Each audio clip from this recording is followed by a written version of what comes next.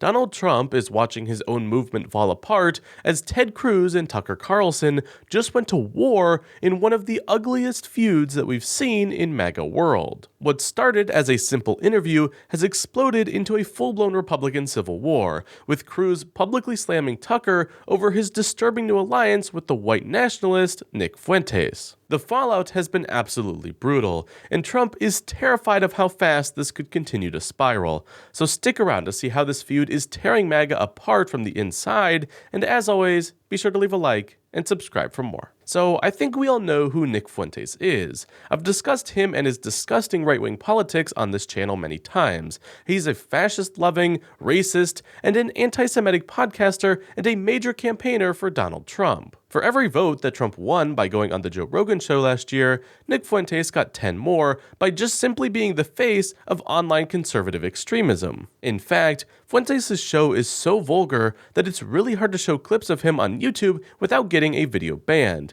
Fuentes himself was banned from YouTube altogether after comments like these, where he preaches about an inevitable clash between Christianity and false religions. We're in a holy war, and I will tell you this.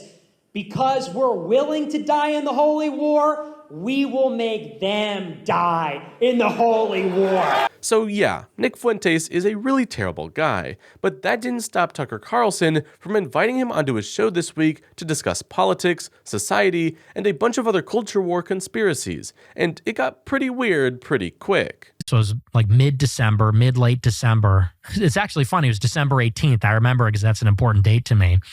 And it's Joseph Stalin's birthday. Oh. I'm a fan. You're a fan of Stalin's? Mm-hmm. Oh, I was an admirer, but we don't need to go into that. I guess. Well, that's okay. Let's get back. We'll circle back to that. After joking about liking anyone who was an authoritarian leader, the two got into the meat of the podcast. This ended up being 2 hours of complaining about modern masculinity and attacking mainstream Republican politicians for being too woke. I can't cover the entire interview, of course, but Nick Fuentes spent much of this time bringing his usual extremism and racism into the podcast. But the part that has everyone upset came when the topic of Israel was brought up.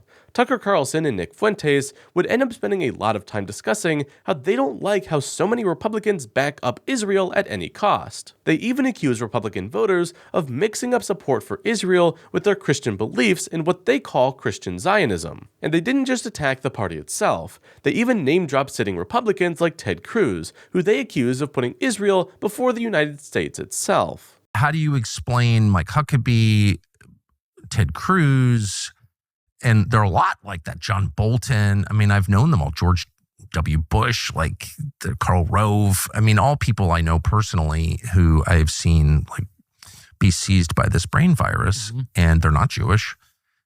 Most of them are self-described Christians, and then the Christian Zionists who are, well, Christian Zionists. Like, what is that? Right. And I can just say for myself, I dislike them more than anybody. Because like, what? Because it's Christian heresy, and I'm offended by that as a Christian.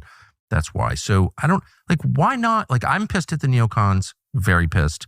I've said that a million times. I've been mad since December of 2003 when I went to Iraq.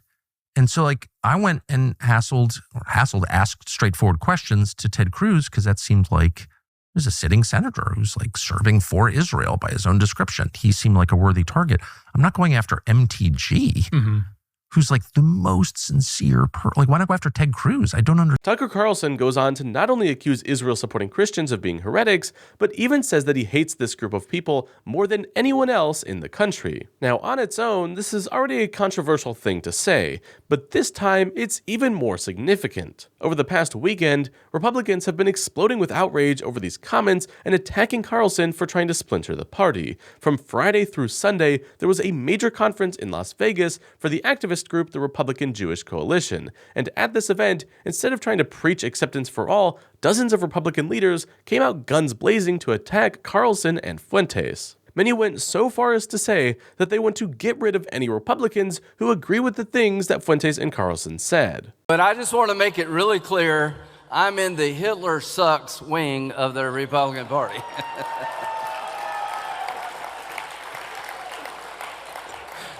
What is this Hitler shit? I don't know. Anyway. Here's what I do know.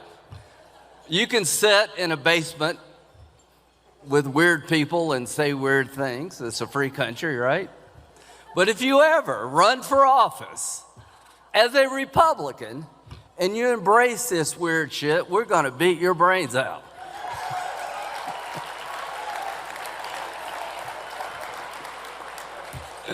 If you're an anti-Semite and you think because somebody loves Israel, their brain is wired, that means you got a brain. Nothing wrong with your brain. We will meet you on the battlefield of political discourse, and we will beat you politically. I want the world to know anti-Semitism, anti-Israel rhetoric, anti-Israel thought is not the road to being elected as a Republican. You will lose. Now, it's good to see Republicans speak out against people like Nick Fuentes and anyone who helps spread his voice, but the people on the right genuinely cannot see the irony in this whole fight. Republicans are blowing up because someone on their side has extreme right-wing beliefs, but it's the people with extreme right-wing beliefs who helped all of these people get elected in the first place. For example, on Saturday, Fox News host Mark Levin took to the stage to say that the Republican Party should be no place for fascists, racists, political extremists, Holocaust deniers, and people who do not actually put America first. Now, I don't know about you, but to me, that sounds like the entire Republican voter base. Hitler admirers, Stalin admirers, Jew haters, American haters, Churchill haters. You're damn right we're going to cancel them and deplatform them. It's called the market system. They don't have a lifetime job like a bureaucrat who we're going to protect. And if they're your friend, there's something wrong with you. No Hitler admirer, Holocaust denier, platformer should be anybody's friend, as a matter of fact. You don't get to wrap your psychotic, mental, unhinged, Nazi, Klan, jihadist bullshit around American patriotism.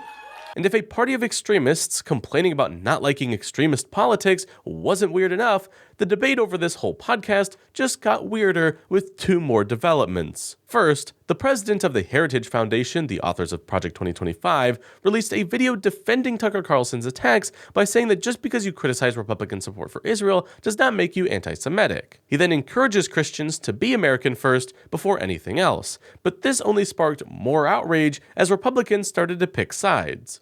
I'll have more to say on this in the coming days, but today I want to be clear about one thing. Christians can critique the state of Israel without being anti-Semitic. And of course, anti-Semitism should be condemned. My loyalty as a Christian and as an American is to Christ first and to America always. When it serves the interests of the United States to cooperate with Israel and other allies, we should do so, with partnerships on security, intelligence, and technology. But when it doesn't, conservatives should feel no obligation to reflexively support any foreign government, no matter how loud the pressure becomes from the globalist class or from their mouthpieces in Washington. After being called out by Tucker Carlson for supposedly not being America first enough, and then watching the Heritage Foundation back him up, Ted Cruz stepped in and gave the biggest blow-up of the entire weekend. In his speech to the Republican Jewish Coalition, Ted Cruz calls Tucker Carlson a coward for speaking with right-wing extremists, and brings up some of the worst things that Nick Fuentes has promoted in the past, saying that anyone who doesn't call out extremist hatred is complicit in it. And now is a time for choosing. Now is a time for courage. If you sit there and nod adoringly while someone tells you that Winston Churchill was the villain of World War II. Yeah. If you sit there and nod while someone says there's a very good argument America should have intervened on behalf of Nazi Germany in World War II.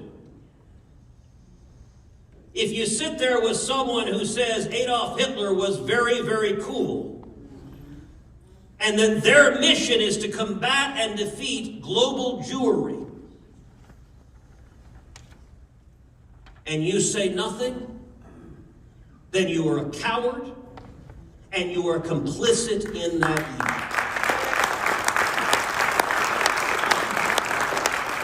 Now let me just say, I absolutely agree that Nick Fuentes is one of the worst people alive and helps spread the hatred that fuels the Republican Party. But that's the problem. Because people who support Fuentes and his beliefs are at every level of the Republican Party, and people like Ted Cruz are in full support of it. Ted Cruz in particular supports every single step of Project 2025, is on board with Donald Trump tearing apart our democracy, and constantly appears on podcasts, just like Tucker Carlson's, to help spread Republican propaganda. But now that someone on the right attacked him, he's all of a sudden mad about right-wing extremism. I really do hope that the right can continue to call out guys like Fuentes and Carlson, but until they can stop relying on extremists in general to win elections, don't expect changes anytime soon. Leave your thoughts on the Tucker Carlson backlash below, and as always, be sure to leave a like and subscribe for more.